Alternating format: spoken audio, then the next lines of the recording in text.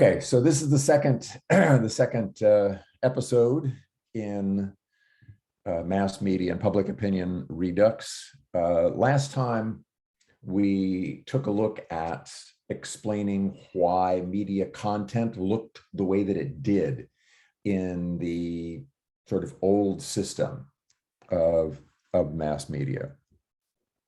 This time, I want to take a look at the nature of the impact that content would have on public opinion.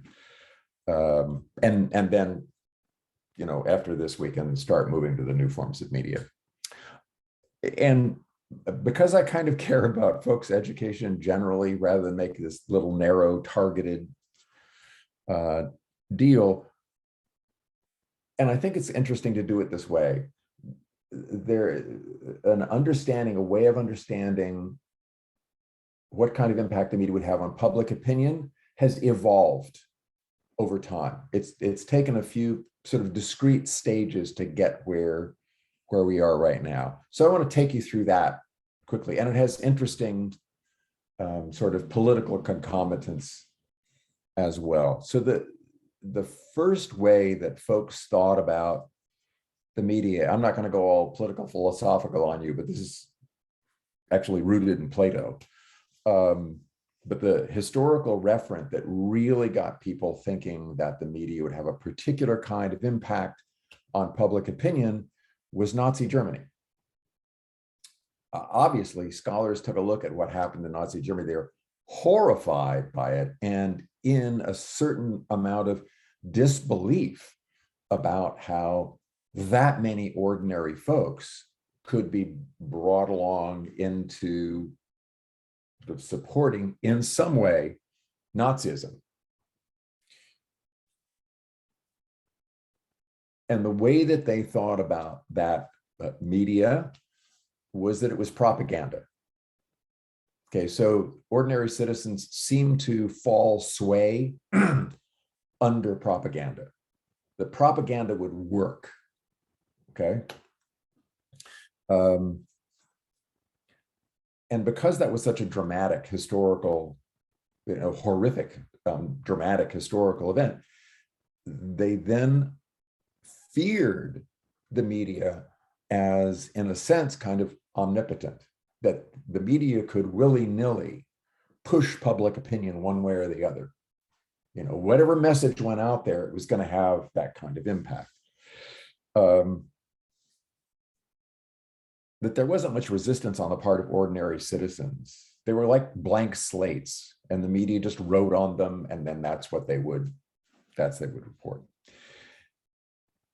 However, when in the 1950s and 1960s, when they started doing more systematic research on mass media and public opinion, they struggled to find, they'd use experimental designs, they'd expose the experimental group to one message and a control group wouldn't be, and they wouldn't see any difference. They wouldn't see that media content changed the public opinion of folks exposed to it much at all. Okay, so it's exactly the opposite to what scholars initially believed the media could do. And this ended up being called a minimal effects. Another way of putting it is that, and the mechanism that explained why there were minimal effects was called the selectivity hypothesis. And it had three mechanisms: selective exposure, selective perception, and selective retention. And some of this might be familiar to you folks from 5, 10, 20, 30, 40 years ago. And you certainly, have anecdotal examples all around you all the time. So selective exposure, let's just say our hypothetical individual is a Democrat, okay? Selective exposure would mean that the Democrat, as soon as they encountered some media message that was negative toward Democrats or positive toward Republicans, would pitch it in the ash can. They wouldn't pay attention to it at all. They would find it unpleasant. They wouldn't want to believe it. It was just better if you just avoided it. Okay. And again, you've got friends who I'm sure who the last thing on earth they would do would be to tune into MSNBC or to tune into Fox. And so like I said, you're going to have plenty of examples around you. This has to feel kind of familiar. Selective perception is even when confronted with one set of facts, they would find ways to understand those facts in a way that supported their position. Okay. And this had to do with the cognitive consistency. Folks don't like discomfort. They don't like to be confronted with bad stories about folks they love. And my favorite example was actually there are some of you who knew Gary Jennings. So Gary was teaching that Intro American Politics course, and I was teaching an issues course. And for the 1988 presidential debates, we got the classes together and they watched the first presidential debate between George H.W. Bush and Michael Dukakis. They finished watching it, and there was a little bit of discussion, and then I thought, well, I'm gonna ask the sort of dumbass journalist question. So, who do you think won the debate? And one little fresh person, raises her hand, and she's, I thought Bush clearly won it. He demonstrated his leadership, and she went on at great length. And I see another student on the other side of the group, and she's getting absolutely livid. and y'all are St. Mary's students, so you know that the norm is you're nice and you're polite and you raise your hand before you speak. No. She screams out. As soon as this woman's done, she screams out, "What in the world were you watching?" And she, sort of went through an entirely different way of understanding some of the same things that happened in the course of the debate. They just saw them differently.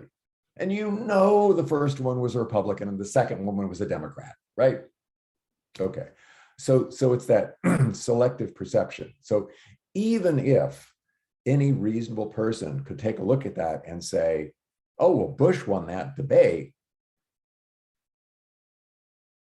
the Democrat is not going to see it that way. Okay. And that's selective perception. Finally, selective retention. And I'm going to point the I'm going to point the finger at me. Okay. I really did like Barack Obama. He's sort of my favorite president in my lifetime. But he wasn't flawless from my perspective. He pursued a number of policies that I thought were just absolutely wrong-headed. I find it difficult to remember which ones. Selective retention. I'm less likely to remember those things that were a little bit jarring to the way that I thought and felt about Obama. Okay. All right. That makes sense, y'all? Again, the selectivity hypothesis, that's something that you easily could have gotten in I don't know, 2 or 3 of my courses, and you certainly have examples of it out in the real world.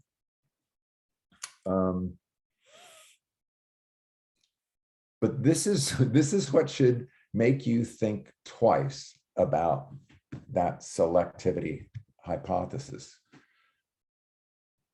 That assumes a certain nature of the mass public, that they have pretty firm ideas about what they believe in. we kind of know that's not true. Certainly in that old system, that's part of what we started out with, right? Ordinary citizens, they're not really interested in politics very much, and that also means that they're not terribly knowledgeable about politics. The selectivity hypothesis posits the existence of a screening mechanism that's pretty strong, right? But there's not a whole lot of basis for that in what we know about ordinary citizens. And the first sort of wedge into that, well, the media aren't going to have any impact at all, is something that I think Anne mentioned last time, and that's, and these were communication studies scholars, by the way, who came up with this stuff. McCombs and Shaw, it's a classic piece. I think actually some folks in communication studies actually have their students read it. And they argue that even if the media can't tell people what to think, they can tell them what to think about. And that's the agenda setting function. Okay. And that does fit with the nature of the mass public, right? Since they don't know anything, well, the media can at least say, they'll pay attention to this and they'll pay attention to that. And for those of you who did the agenda setting survey in the old public policy class, I think we would regularly note a really strict concordance between the issues that ordinary citizens identified as the most important issue facing the nation and what just happened to be on the news the last few nights. Okay, it really had that kind of impact. And to do a little nuanced version of that, you can also bring things to the agenda framed in different ways. Okay, so even issues that you would think folks might have really strong opinions on, you could frame it in different ways and kind of move them one way or the other. You could talk about an issue like abortion, and you could talk about it in moral terms. You could talk about it in medical terms, right? There are lots of different ways you could frame that issue. And by the way, you can generate, even on an issue like abortion, you can generate really different distributions of public opinion if you just word the question in a different way. That's parallel to how the media would talk about the issue, right? So you really can kind of move public opinion at least a little bit, depending upon how you frame it when you get it on the agenda. Okay. The culmination of all of that is in one of the most important books written in political science in the last few decades, and that's a book by John Zoller. It's Z-A-L-L-E-R, called The Nature and Origins of Mass Opinion. And you're going to see he's like pulling all of this stuff together. Okay, so he portrays ordinary citizens as not really having opinions. Not really. The only reason that you think they have an opinion is that you ask them a question. And they say something. It's not as though they were holding it around, it was at the top of their head, and they were dying to tell people that they opposed military spending. You know, it only cropped up because you asked them. Instead, what's floating around in their heads are a number of different, what he calls considerations, different things that are attached to that issue. Okay, so even on something like abortion, they could have considerations that are tied to their morality, tied to how they feel about young children, how they feel about mothers, how they feel about women, how they feel about equality. All kinds of things could be floating around in their head. And if, depending upon which of those considerations you bring to the top of their head, that's what they're going to say. That's the public opinion that you're that you're going to get. And then you can think about that in terms of opinion formation. If issue entrepreneurs through the media are emphasizing certain considerations, then they can move public opinion in that direction. Okay. Or if the media just decides to focus on certain consideration, you can see public opinion move in a particular direction. And that's state of the art. I mean, the book's, I don't know, maybe close to 30 years old, but that's really, it's not as though political scientists have made any headway since then. It's a pretty powerful, theory.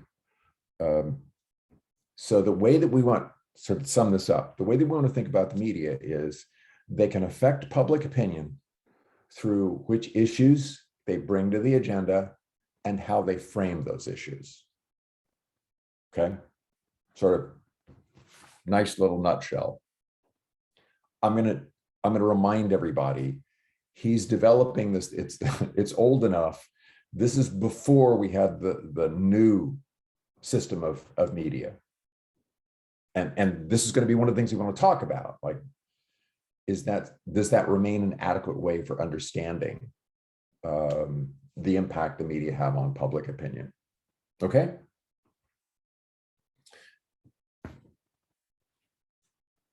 Here's the part that comes out of Entman. And it's sort of a finer grained look at the message. And again, this is something that Anne raised last time. Like, what about editorials? Okay, so because Entman is so good at developing this really powerful, really parsimonious theory, instead of just editorials or news items, he looks at a number of different dimensions of media messages. And he identifies 4 different dimensions of media messages, and it can vary along each one of those dimensions. So the first one is, and it's tied to individuals. Okay. The first one is the media message, the issue there, salient to the individual or not salient to the individual? And I'm going to do a little bit more on that. The second thing is it relevant to their core attitudes or not? Okay, and that's somewhat related to that first point. The third thing goes to the editorials thing. Do they perceive the message as biased, or do they not perceive it as being biased? And then finally, is it on a new topic or is it on an old one? You know, it's been out in the atmosphere for a long time. Okay, now we're gonna see how this works. The best way of taking a look at those first 2 dimensions, salient or not, relevant to core attitudes or not, is by introducing another concept, and that's the concept of schemas. Okay, and schemas are networks and connections between things. And Mark Peffley and John Hurwitz were pretty pioneering about developing this, aside from the cognitive psychologists who did the early heavy lifting. So we're going to see how the sharing screen goes. Here we go. There, it works. Can you all see it? Okay. They've done different versions of this. In a sense, you want to think about each one of those levels as moving from the most abstract down to the most concrete. Okay. So they have different labels there. But you can think of that top level where he just has an I as being values, really abstract things that you have an orientation to. a little more concrete, well, those are attitudes. And then you'll get down to specific policy attitudes. Well, that's like opinions. Okay, so values down to attitudes and opinions. And different people will make different connections. Not everybody will connect I to Y. Okay, not everybody will make all those connections. The more connections they make, the more politically sophisticated we can think of them as being. They see things as related, they see connections, as opposed to the clueless who don't have anything connected to anything else. They're just kind of random, okay? So the notion of it being salient is it connected to anything they've got in their head in terms of things that are connected, okay? Relevant to core attitudes, well, is it related to any of those higher level concerns that they happen to have in their heads? Okay, does that make sense, y'all? Does anybody? Okay, then ask questions.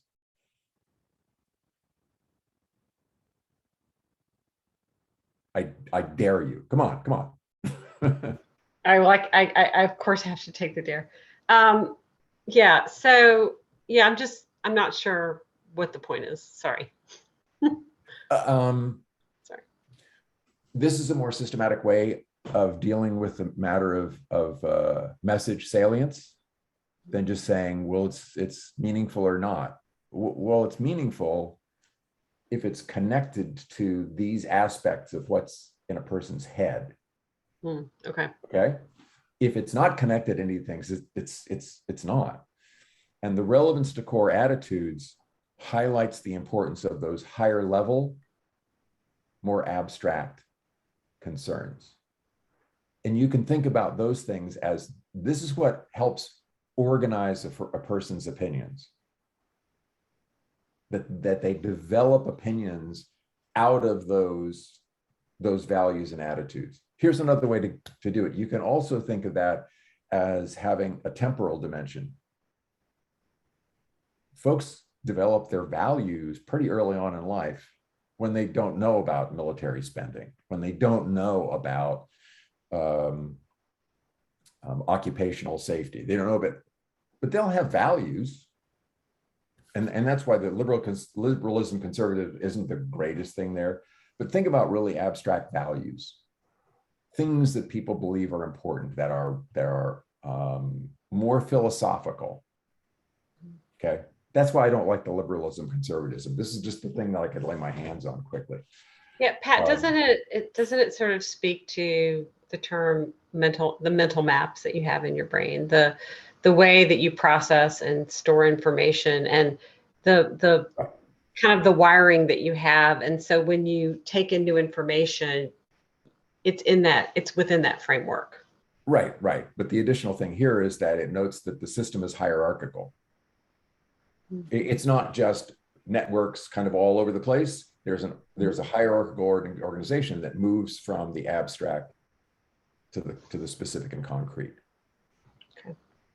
That's yeah. Go ahead, Megan. Now that I'm thinking about this, if this theory is true, and maybe I'm misunderstanding it, it almost suggests that the more you know, the more opinionated you should be, which isn't necessarily true. Do you see what I'm saying? Like that you can have a lot of things that you have connections with or understand, but maybe you've withheld judgment until you've learned, because you're somebody who maybe wants to learn more, or like, do you know what I mean? Yeah. And that's sort of a battle that occurred on having to do with what do you mean by somebody being politically sophisticated? Okay, so you could have, in the way that most Americans think about knowledge, you can know a shit ton of facts. And you will impress most folks. If you can spew out all kinds of pieces of information about American politics and about issues, you sound really knowledgeable. And so there's one school of folks in political psychology who said, well, that's what being sophisticated means. And I'm not a fan of that one. I'm a fan of, if you can see things as connected, that means you're really more sophisticated. But there's a reasonable difference of opinion between the two. But it also means that, in a sense, you're talking about different things. One's factual knowledge, right? And the other one is taking opinion. They're not completely unrelated, but they're certainly different. Okay. Some folks are willing to take opinions on issues when they don't know anything at all, right? Others will, follow the example you laid out, and they go, well, I need to learn more about this before I take a position on the issue. And the existence of those two different types of folks gets at that difference between factual knowledge and taking opinions. Does that help, Megan? Yeah, it does. I think I was tying it too directly to what you know, but your attitude could be based on something that isn't factual. Sure. Yeah. And in fact, that happens a lot, given what we know about the ordinary citizens. Sure. If it's hierarchical, would it be an oversimplification to just say that, seeing as how liberalism and conservatism is right at the top, that party affiliation determines, what would you say, attitudes and opinions? That could be one of the things that's in there. And if they don't actually have like factual opinions or knowledge of the issue, they're going to look to their more abstract party identification to form that opinion for them. Yeah. As so happens so frequently in class with Kat, she's leaping into the stuff that we're going to get to when we get to the new system, because clearly, you're putting your finger on something that looks like it might throw all of this off a little bit, right? When the nature of party identification changes, then maybe an awful lot of this model becomes suspect. Absolutely. And you would put party ID at one of those higher levels. And I don't know whether this is clear or not, but this is just a sort of neat version of what's called. You could have multiple levels in the hierarchy. There's nothing strictly speaking that says it's got to be 3. And so certainly party ID is going to be at one of those higher levels. And I want to do a little bit more, just because Kat's comment is really important. There's an affective dimension to party identification that has a different nature than your connection to those values, attitudes, and beliefs. Okay. And again, you see it more clearly now with the way that folks feel about their partisanship. If not their partisanship, how much they hate the other party.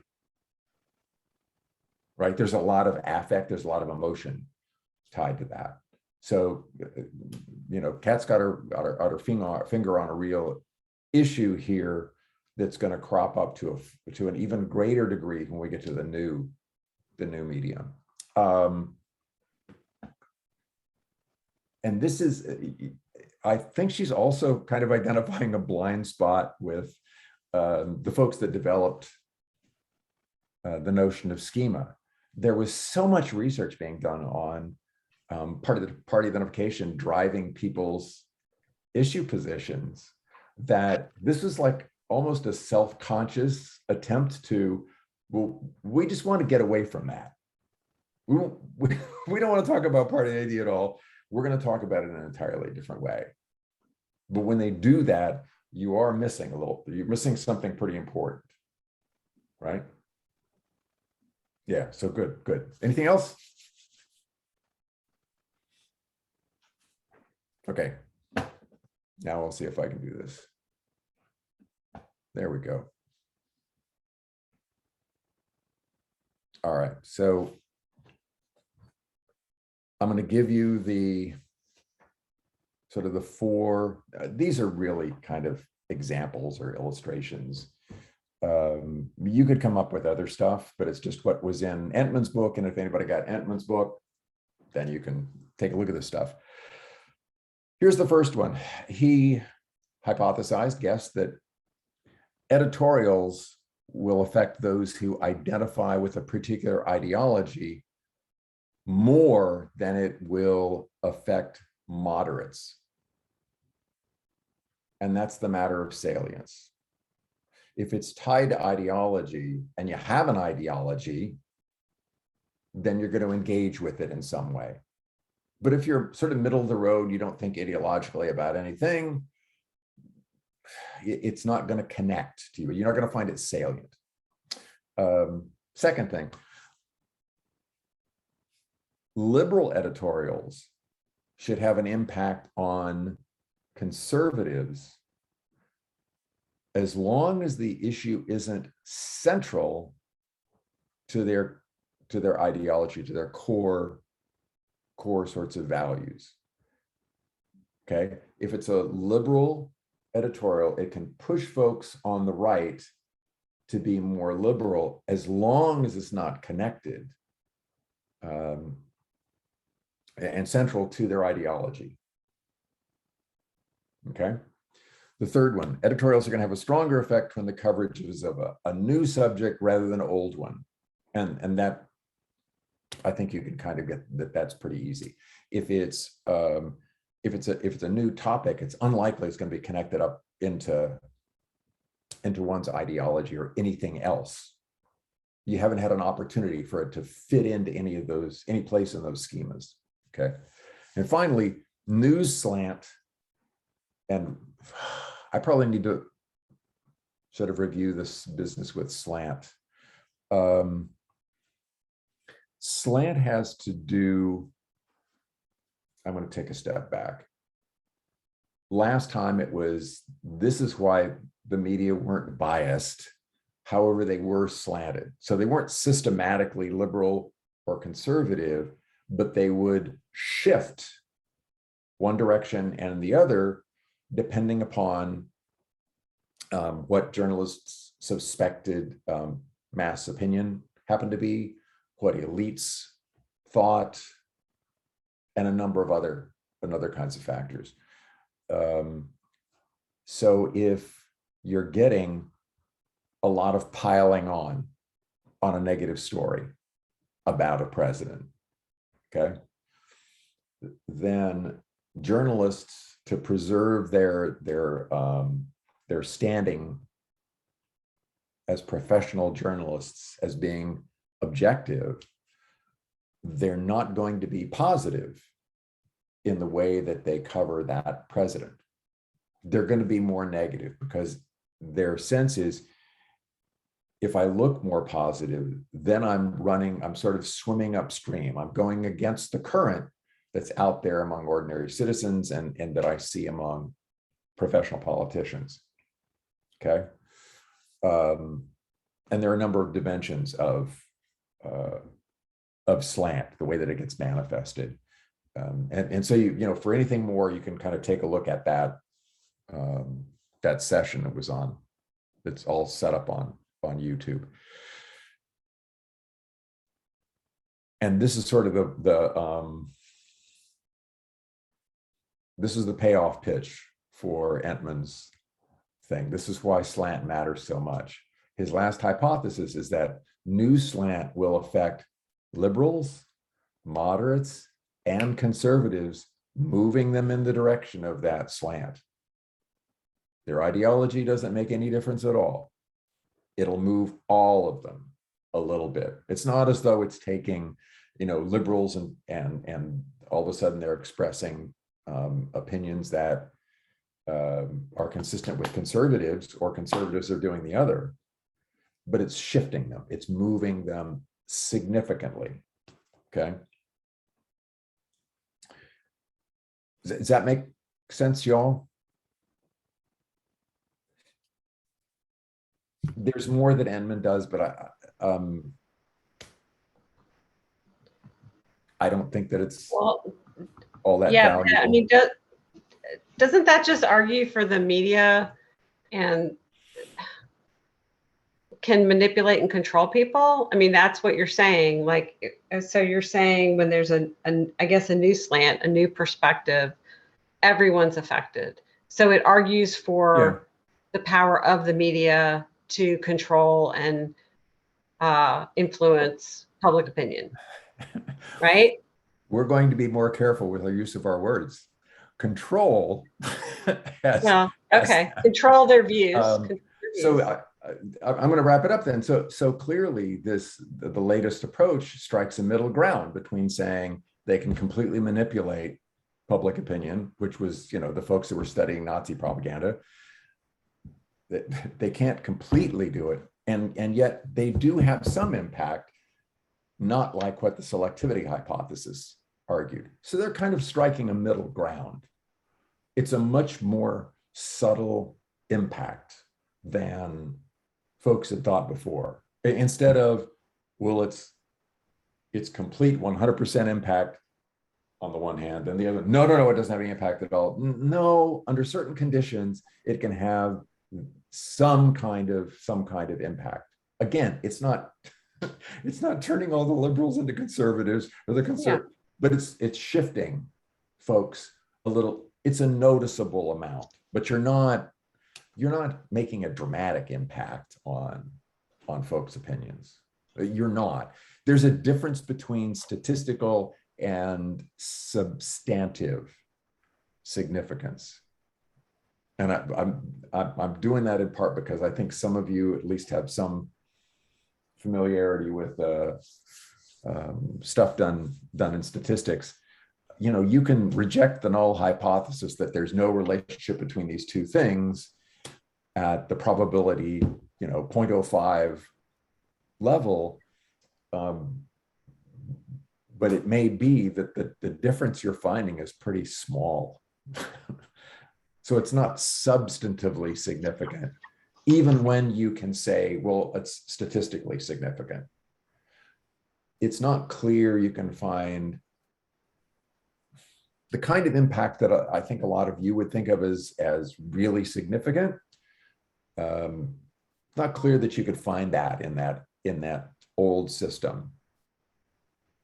Okay, and the only dynamic to hit the selectivity hypothesis, the only dynamic that occurred there was everybody's opinions just kept getting more and more and more entrenched, right? Because of selective exposure, perception, and retention, I just kept feeding myself with stuff that reinforced my already existing opinions and values and attitudes, right? So it's saying, no, it has some more impact than that, but it's not, you can't control or manipulate folks' opinions. Well, and I would also say that traditional media have lost additional power in the sense of the agenda setting that you referenced earlier, because I think nowadays, like, the people can sometimes set some of that agenda through social media, and then traditional media sources are going to be responsive to what's happening there and not 100% setting the agenda as much as they maybe did in the past, Yeah, I think when we get into the newer forms of the media, I think what I may have mentioned this before, one characteristic, it's fragmented. It's much more fragmented. This was kind of a unitary system. I kind of made that point last time, right? That there was a lot of journalists sort of seeing what other journalists were saying about a different issue and following the same kinds of issues, because if they did something nobody else was paying attention to, or they took a perspective on something that nobody else was taking, they would look like they were biased. Going with the herd helped them protect their professional standing. But yeah, you're absolutely right. When we get to the new system, we're going to see some of those kinds of changes. So actually, and it's a small but hearty group here tonight, so it'll be easier to everybody. Like stop muting yourself. And I want to point out that before all of the madness started with the new media environment, I would just beat the ever-living daylights out of the old media. And it's not as though it's, now we may yearn for that old system, but it's not as though the old system was perfect. So what kind of pathologies do you see in that old system?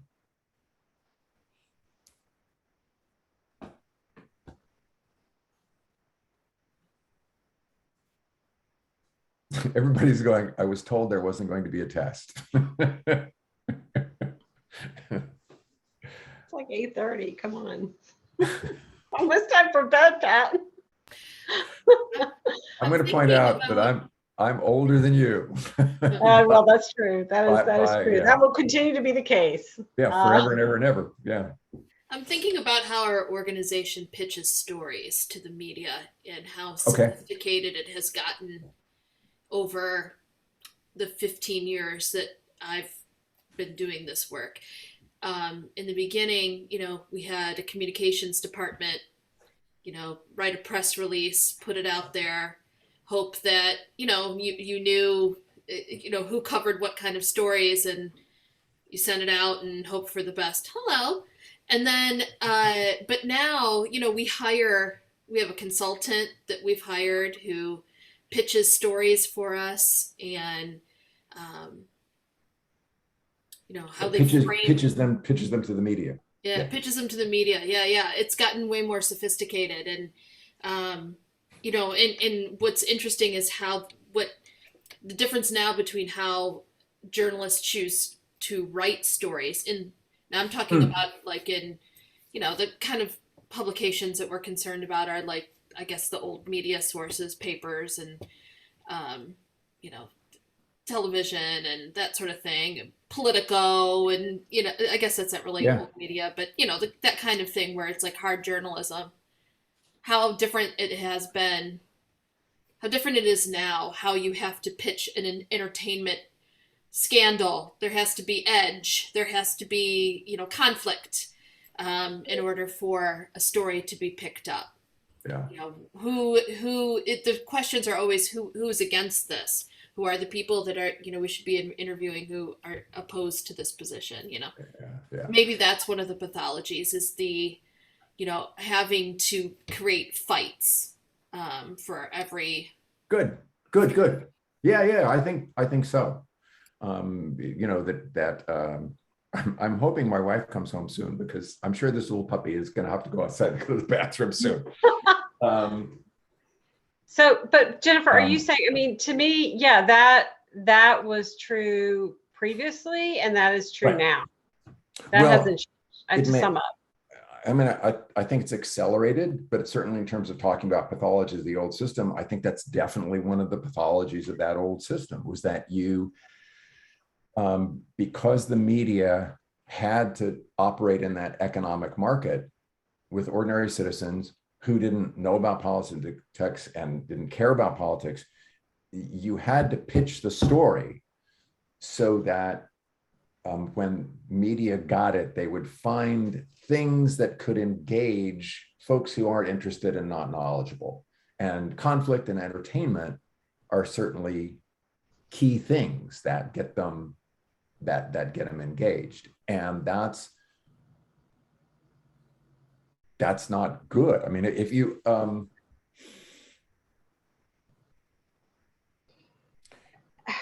If you all of that emphasis on conflict really doesn't do much for political trust in the country, right? That's correct, because the media organizations it's profit motivated. Right. It's all about money, and so it's not the fourth estate that the founders envisioned is not where we are, because there isn't I don't want to say no independent media. There are some little, but you know. But And I that, would and say, that's, Anne, what you're saying is true. So, I mean, even like you were saying, even the old system, there are still business, right? Like they're still playing to a market. I mean, it's not the same. My dad, though, was an editor of a local newspaper, and even in local news, there were definitely things that he had to be aware of politically about, like, I probably shouldn't write this or say this because my market and the people who are reading my paper are not going to welcome that particular thought or that approach. And so he was always hyper aware of the audience and everything he produced. And I think that's true of like any, right? No matter, even from New York Times down to the locals, they had to have that approach with everything they were doing. Right. And I mean, certainly have different levels of sophistication or readership given different publications. But yeah, I'm going to, just because this was such a stark illustration of the kinds of things that Jen was talking about. When was this? This was when I was my first conference where I interviewed for a job. It was at the Southern Political Science Association down in Atlanta, Georgia. And a woman that I worked with at CBS had started working for Turner. Ted Turner had sort of his fledgling news station in Atlanta, and she worked down there. And I went down to visit her, and we're in the big newsroom, something that probably doesn't even exist now, but it, it's a big newsroom, and we were kind of in the outer section of it, and inside it was I think the editor who was working on this stuff. And this is how old it is. This was 1980. They had a news ticker that came into the office. So it was an incredibly slow news day, and you could tell the staff were getting, and by slow, that means they didn't have an entertaining story. They had what you and I might think of as important news to report, but they didn't have anything that was going to develop a larger audience. Okay. Thing comes across on the wire, and the guy like jumps through the roof and screams with glee, "There's been a train wreck in Long Island." He was celebrating a disaster, because that would be the thing that would be, boy, this is great news. This is going to get us an audience. Yeah. So those things that Jen's talking about are absolutely a pathology of that old system. And again, I highly recommend that you take a look at the movie Network, based on the Patty Chayefsky play. It's pretty great. It's pretty great, and really great performances. William Holden, Faye Dunaway, Peter Finch. It's good stuff. Any other pathologies y'all can think of?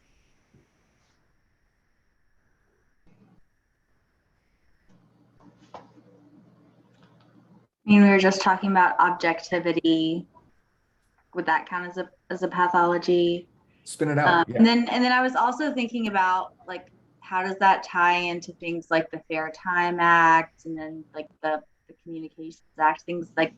That led to the growth of cable news, and just an increase of ways for people to work out that selectivity hypothesis, and really segment how they get their news.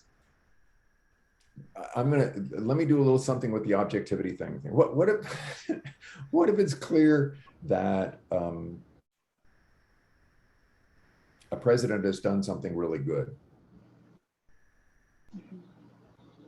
To preserve objectivity in the old system, the media are going to try to find some idiot willing to be critical of something that everybody should endorse as, well, this is a really good accomplishment.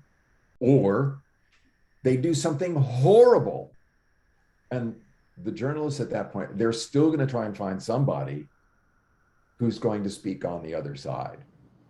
And so that's the pathology I think of, Kat, when I think about that sort of slavish obedience to objectivity, is that the reality may not be even close to being balanced, but they're going to present it as balanced. In other words, they're misleading the public about reality.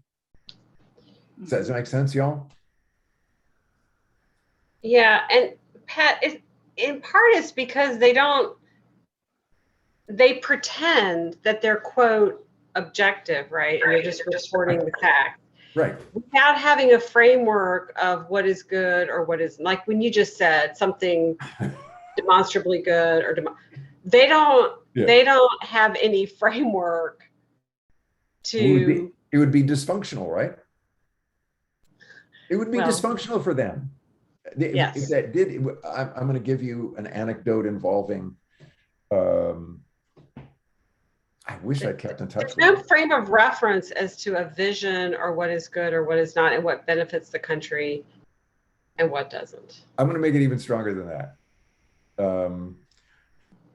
I'm going to guess that nobody was there, although Ann Kaltenbach.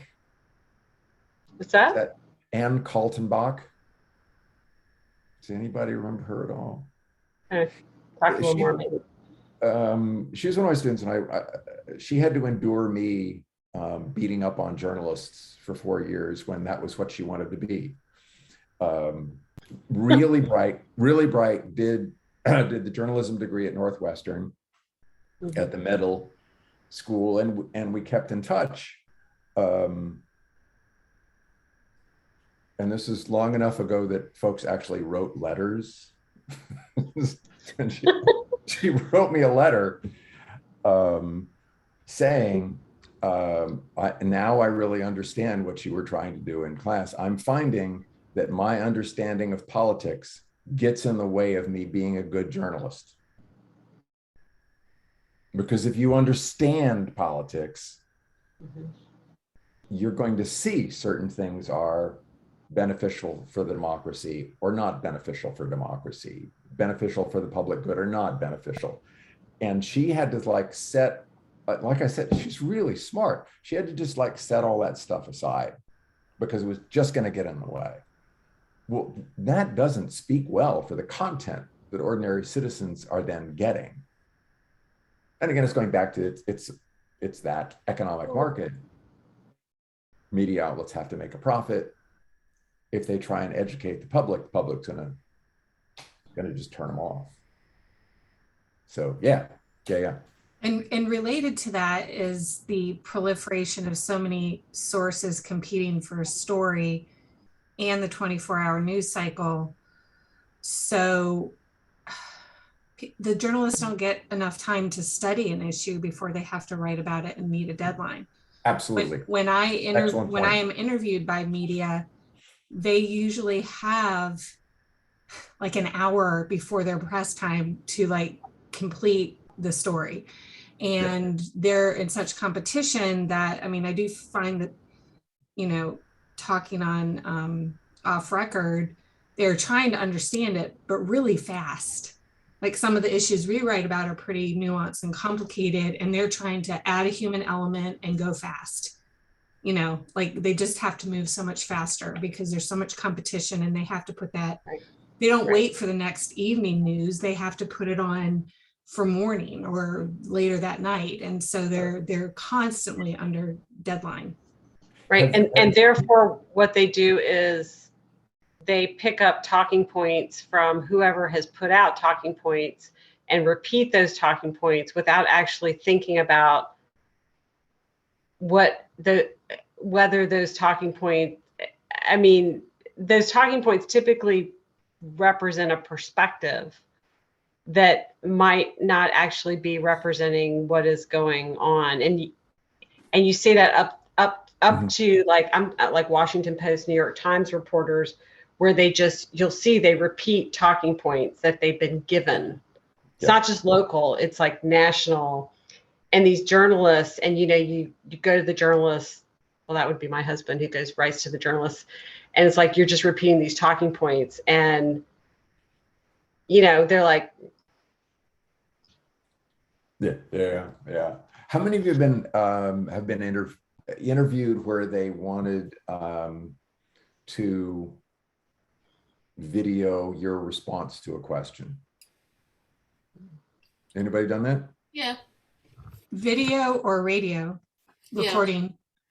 No, I've done live feeds too, when you have to. I think what I'm getting at shows up more when it's video, when they got a camera on you. Yeah, I mean, we've had the experience. We don't do video, and they don't even cover the story if we're not willing to go on video. Yeah. Mm-hmm. So one of my first experiences with, and this is just little podunk local media in South Bend, one of the TV stations, and they're not terribly bright. Anchor boy, that's mean. They drove all the way out here and they interviewed me in the screened-in room out. So I shouldn't be a jerk about this, but I'm always going to be a teacher. and it's not as though there are plenty of academics who are far more long-winded than I am. I'm relatively succinct compared to most academics, but it wasn't what they wanted. They wanted that little sound bite, and he asked the question. I was a professor. I gave him that sophisticated response, and then he found a different way to ask the same question. And by the third time that he asked it, I go, oh, okay, this is what you want. And I gave him the short little sentence soundbite that I knew he wanted.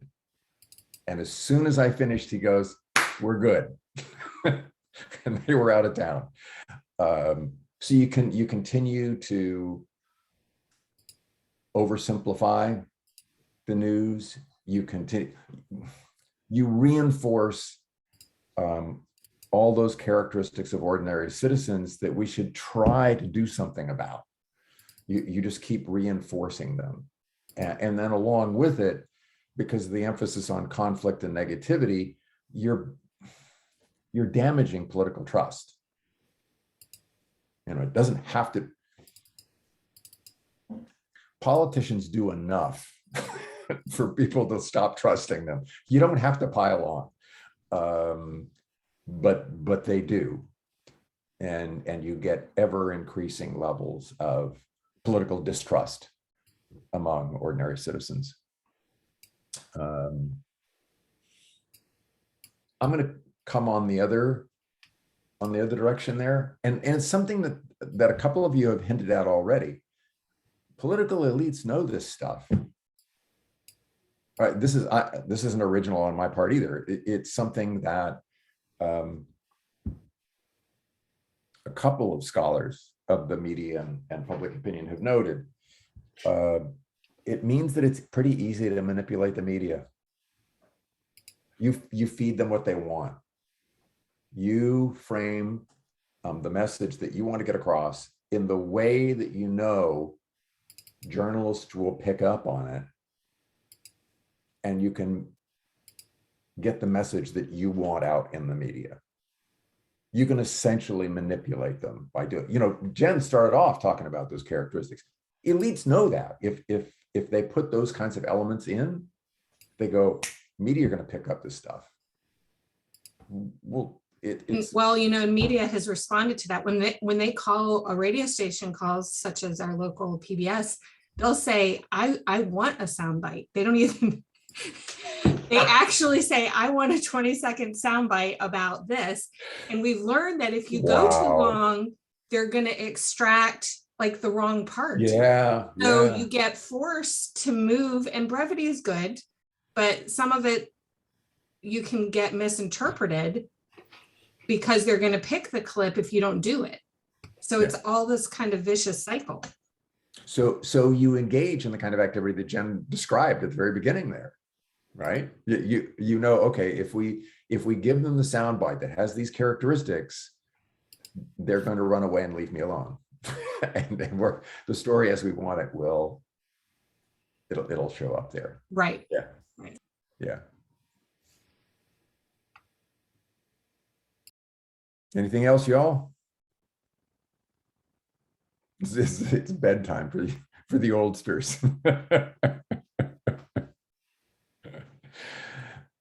Okay, then here's where I want your feedback on this. How do you want to jump into the stuff on the new media?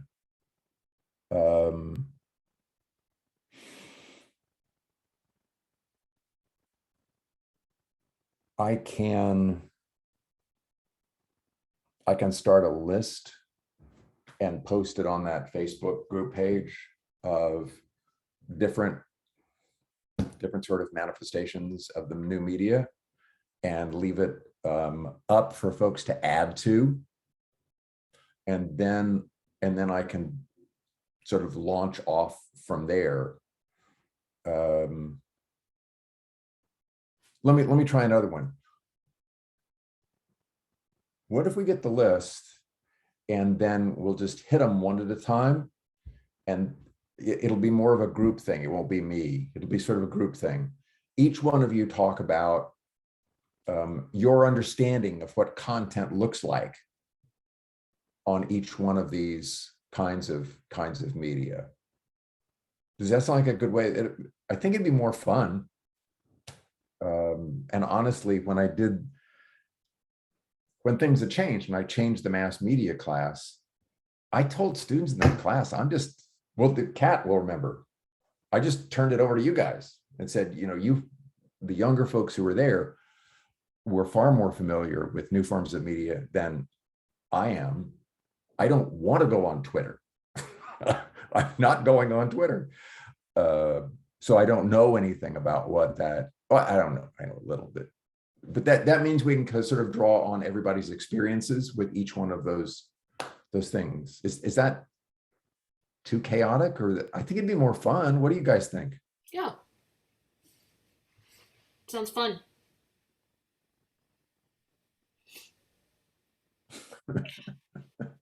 I'm your resident TikTok expert. I'm obsessed with it, so I'm ready. Really? Oh, obsessed at a real deep level. And I'm not even joking. Like I'll watch it for 2 hours at night before I go to bed. Like I'm really obsessed. Do you want to know anything? Wow. I know everything. Well, cool. Okay, so we have our TikTok expert signed up. The rest of you are gonna have to pick something else. All right, so that's it. Everybody's muting themselves. It's either they're sleepy or. All right, so that's what I'm going to do on the Facebook site. I'll just start a list, and it's pretty much the things that cropped up when I was teaching the newer version of the course anyway. And then you'll have that list in front of you. It's things that you can think about, and then we'll just hit them serially a week from today, and folks can jump in with, you know, what they've seen, what they've heard, how they experienced it. So Pat, I would just ask, so is the purpose, and you might want to consider, like, is the purpose to describe what we're seeing? Because again, these are not, so the social media, they're not news organizations. Right, but they're a form of media then, and correct. And there's interconnections between them, right? So somebody's on Facebook and they'll post a Washington Post article. So I don't know if you want to pose like a couple of 2 or 3 questions for us to consider for each form of media of what we would address. It just might be, those are just sort of prompts. Do you have characteristics in mind? Well, I'm not sure, but I'm trying to get to sort of what end. So we're going to describe what we're observing. Is that the point? Are we analyzing? The part of impact of what we're seeing on politics? nothing on impact. In other words, this is going to mirror the first two sessions we've had already. The first one was just, okay, so what does media content look like? I mean, we explained it, but and I suppose we can, I mean, I think those are the two things. What are you seeing out there, and why do you think it looks the way that it does? Okay. You know, so we described the media content and said, well, okay, it's because these characteristics of the economic market and the political market, blah, blah, blah, blah, blah. So you have that in your holster already, right? You have that theoretical tool from Entman. Are there aspects of that you find can help understand why TikTok looks the way that it does, or Facebook looks the way that it does? But Pat, are there ways in which it departs from what you would expect given Entman's theory? No, but this, maybe I'm wrong, but you would expect more than just social media too, right? Like, so for example, like just in general, how people are absorbing news, or is it just social media? Well, no, it's all forms of media. Yeah. Yeah. Because I was just gonna say, like, I mean, there's other things too, like last week tonight. Like, I mean, there's so many people who are obsessed with that kind of stuff, right? Or like, I get the Skim emailed to me every day, and I know like most of my friends get like 100% of their news from the Skim. Like that is that is like how they absorb their news. So there's stuff like that in addition to social media that I think has become like, those are where people get their information. Oh yeah. Podcasts are going to be something too, right? Yeah. And that's why I want you guys to help out. I mean, I'll post the thing there, but then, you know, in replies, if you see things that we need to add, make a note of them, and I'll just keep a running tally on stuff that we can talk about. And the descriptive part is, I think that's all we're gonna have time for. I mean, that's a pretty big enterprise, given the sort of weird, I'll go back, fragmentation, right? The weird fragmentation and weird pluralism of what's out there. Just describing the landscape is probably good for one night.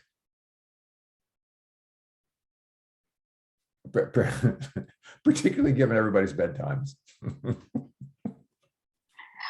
Hey, Pat, just a quick Sure.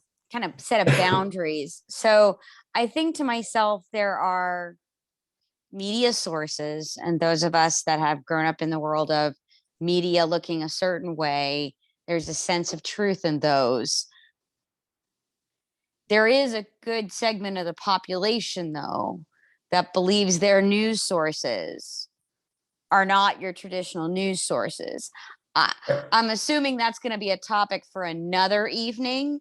Like, this is where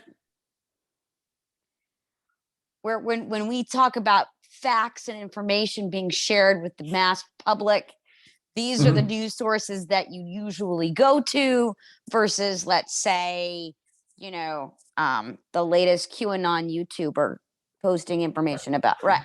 Just put it out there as boundaries, right? Well, I think I'm going to take that back to Megan's observation. Is you're dealing with a much more fragmented system, and that's fragmented in terms of media sources, and it also means that it's connected to fragments of the public.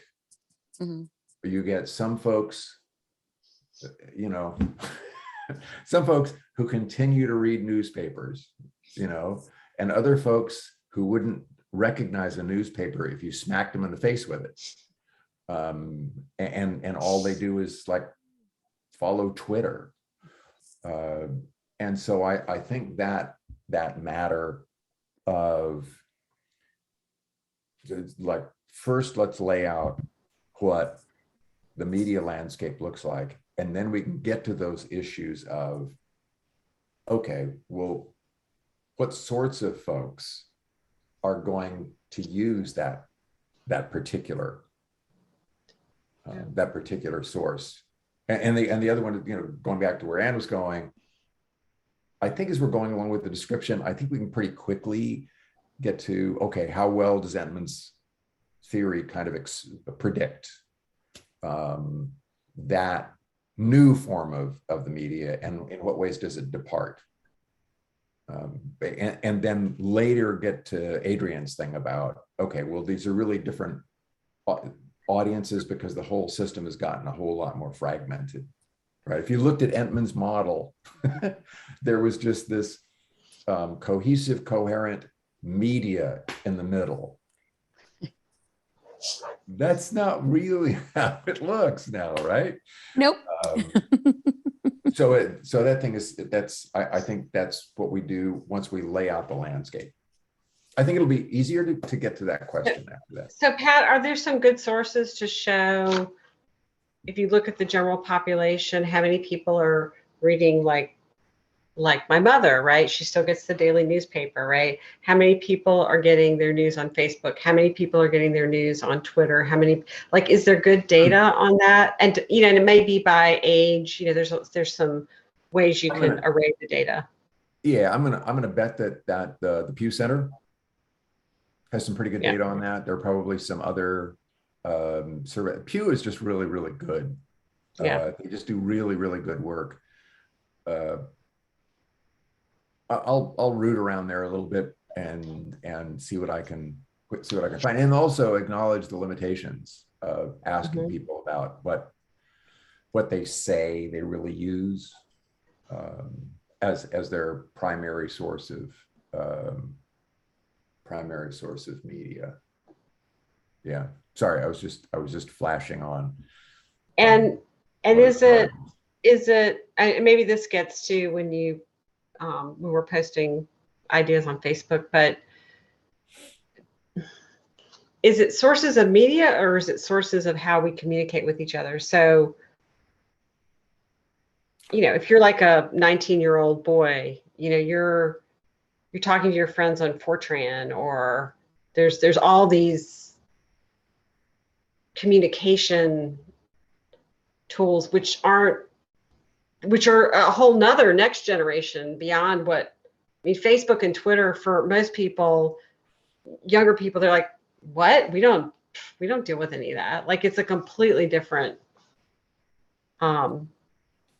So I'm just trying to think about what the balance. I think you want to think about it in terms of being in any sort of organization that's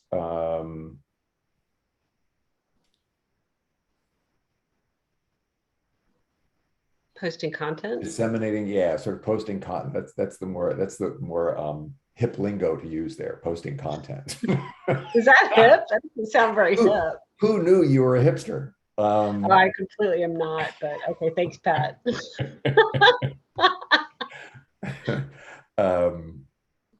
And so it's incredibly fragmented, which is exactly why I want people to add on. I'll put stuff there, but it's really types of things. So, there are plenty of weird ass organizations that were willing to host QAnon folks and that. Well, there's no point in having an encyclopedic list of all of those batshit crazy places, but if you can have sort of a type of outlet, a type of right, like Parler or whatever. Right.